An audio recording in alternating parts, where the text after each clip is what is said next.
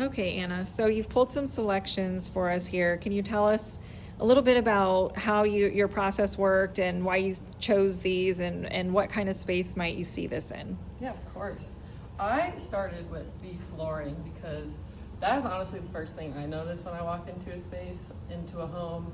I notice the flooring right away, and I have been so drawn to the medium to dark hardwoods because they just add so much warmth and depth. And I believe that they're timeless and elevated, and I think it gives a nice warmth feeling when you walk through the door. So I started with the flooring and paired with an area rug that kind of gives you, again, more warmth to the space, but adds in more texture and more layers with contradicting the hard wood floor with a nice area rug that kind of draws you in. And then I wanted to add some color to this because it started off neutral and I wanted it to start drawing in some colors, but not be over the top. So I thought about a kitchen or a bathroom and wanted to pull in this tile that gives me a lot of depth and texture, which is nice because especially if it's in a bathroom and you have a smaller space, the tile gives you that depth with all this color variation and all the just divots and imperfections. That is on purpose because, you know, like I said, you want depth, especially in a small space, so that it doesn't feel like everything's flat around you and you feel like it's more cramped than it should be.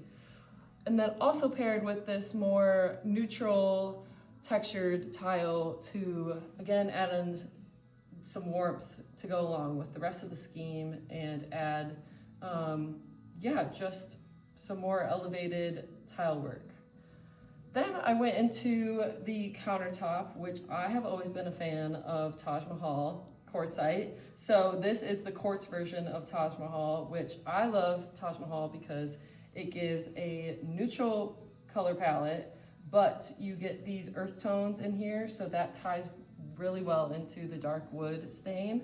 And then also it's not a bright white, which again plays into the warmth of the space and gives you just less of a bright white when you walk into a kitchen. And I'm tending to lean less towards the all white kitchens. So this helps a lot with that as well. And then I went into the fabrics, which again play off all of these color schemes and textures. But again, I picked some of these because for this one, it's a texture and it's a pattern, but it's very subtle. So you could use this on a sofa or a chair, and it almost looks like it could be just a neutral solid, but it gives you that extra texture and depth that you're looking for, especially with those bigger pieces. And then I went into this teal fabric, and for this one, it adds a lot of softness, which is awesome. So you might think of a very comfortable chair that you sit in all the time, or a pillow or something like that. So that added some more texture into the space and some warmth and ties back into this tile here. And then the last one could be either a pillow or a window treatment because it is more the linen feel.